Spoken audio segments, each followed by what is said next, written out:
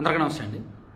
ఇప్పటికే రాష్ట్రంలో మద్యం దుకాణాలు పాడుకున్న వ్యాపారులు అంటే మద్యం వ్యాపారులు ఎవరు కూడా దాదాపుగా 90% మంది ప్రాఫిట్స్లోకి వెళ్ళాల. కొంతమంది బ్రేక్ ఈవెన్కి వెళ్ళారు, కొంతమంది ఇప్పటికీ నష్టాల్లోనే ఉన్నారు. మేబీ రాష్ట్రం మొత్తం మీద ఒక 10% మంది, అరౌండ్ ఒక 10% మంది మాత్రమే ప్రాఫిట్స్లోకి వెళ్ళారు. బాగా డైలీ సేల్ 3 lakhs అబోవ్ ఉన్న వాళ్ళు మాత్రమే. అందుకే వాళ్ళకి ఇంకా గట్టిగా టైం లేదు, ఇంకో 8 నెలలే టైం ఉంది. సాధారణంగా మద్యం దుకాణాలు తీసుకున్న తర్వాత మొదటి 6 నెలల నుంచి 8 నెలల్లో బ్రేక్ ఈవెన్ వచ్చేయాలి, ఆ తర్వాత వచ్చేదంతా ప్రాఫిట్గానే ఉండాలి అని వాళ్ళు చూస్తారు. లేదా 2 సంవత్సరాలు కాబట్టి అట్లీస్ట్ మొదటి 1 yearలో బ్రేక్ ఈవెన్ రావాలి, చివరి 1 yearలో, తర్వాత 1 yearలో ప్రాఫిట్స్ రావాలి అని వాళ్ళు చూస్తారు. అందుకని ₹1 కోటి పెట్టుబడి పెడితే అట్లీస్ట్ ఆ 2 సంవత్సరాల్లో మరో 50 లక్షలైనా సరే ప్రాఫిట్ వచ్చేలా ఉండాలని వాళ్ళు ఆలోచిస్తారు. కానీ ఇప్పుడు పూర్తి విరుద్ధంగా ఉంది మద్యం వ్యాపారుల పరిస్థితి, ఎక్కడా బాగలేదు. సో అంటే గవర్నమెంట్ ఇచ్చిన మార్జిన్ సరిపోవట్లేదు, 14% మాత్రమే గవర్నమెంట్ మార్జిన్ ఇస్తుంది.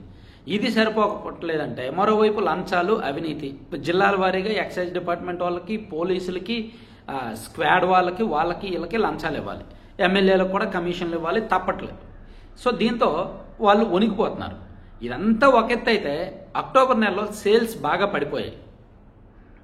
2024 అక్టోబర్ నెలలో 2848 కోట్లు సేల్ అయింది.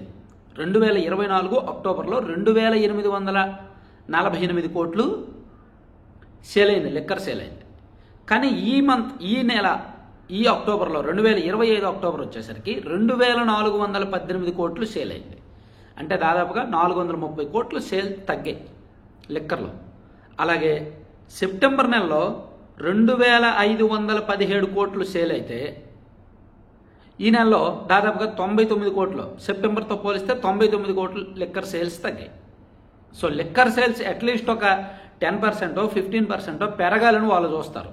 కానీ ఇప్పుడు సేల్స్ తగ్గుతుండడం మరోవైపు వ్యాపారులను ఆందోళన కలిగిస్తోంది. దానికి చాలా కారణాలు ఉన్నాయంటున్నారు, మల్టిపుల్ రీజన్స్ అన్వేషిస్తున్నారు.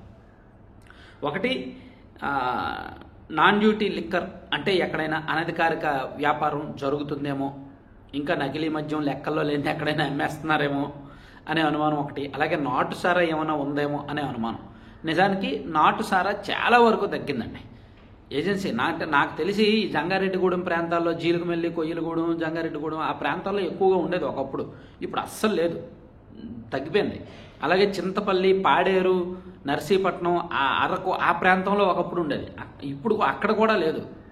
సో నాటు సారా కావచ్చు, ఇది మొత్తం ఆల్మోస్ట్ తగ్గిపోయింది. అలాగే ఇంకా ఏమైనా మత్తు పదార్థాలు ఏమైనా ఉన్నాయేమోనని చూస్తున్నారు, అనుమానం, అంటే ఈ భయం వస్తుంది అనమాట. కానీ మ్యాక్సిమం ఈ కూటమి ప్రభుత్వం వచ్చిన తర్వాత గంజాయి సాగుని దాదాపుగా 95% లేకుండా చేశారు.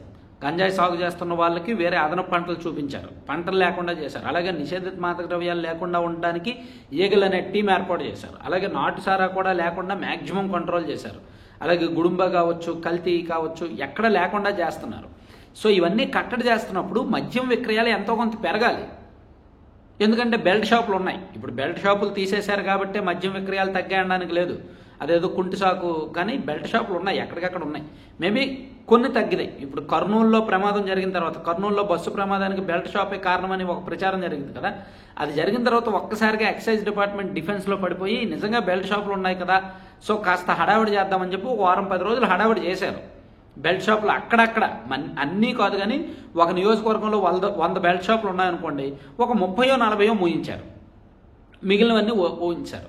సో ఇప్పటికీ కూడా ఎక్సైజ్ డిపార్ట్మెంట్ కాలర్ ఎగరేసుకొని చెప్పలేదు రాష్ట్రంలో ఎక్కడా బెల్ట్ షాప్ లేదు, అది మా డిపార్ట్మెంట్ గొప్పతనం అని ఎవరూ చెప్పలేరు. అలా ఎవరైనా చెప్తే చెప్పండి, ఎక్సైజ్ డిపార్ట్మెంట్ వాళ్ళు ఏ అధికారి అయినా సరే ఇదిగో పలానా జిల్లాలో బెల్ట్ షాప్ లేదు అని ఎవరైనా సగర్వంగా కాలర్ ఎగరేసుకొని చెప్తే వాళ్ళకి మనం అవార్డు ఇవ్వచ్చు.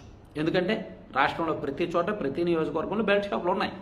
ఏదో ఉత్తుత్త హడావిడి చేస్తారు అంతే, బెల్ట్ షాపులు లేవు తగ్గించేసాము అని మంత్రి గారు రివ్యూ చేస్తారు, అధికారులు హడావిడి చేస్తారు. సో బెల్ట్ షాపులు తగ్గించడం వలన, తగ్గిపోవడం వలన సేల్స్ పడిపోయి అని చెప్పడం కానీ మేబీ ఇతరతర రీజన్స్ ఏవైనా ఉండొచ్చు. దాన్ని ఇప్పుడు ప్రభుత్వం అన్వేషిస్తోందన్నమాట.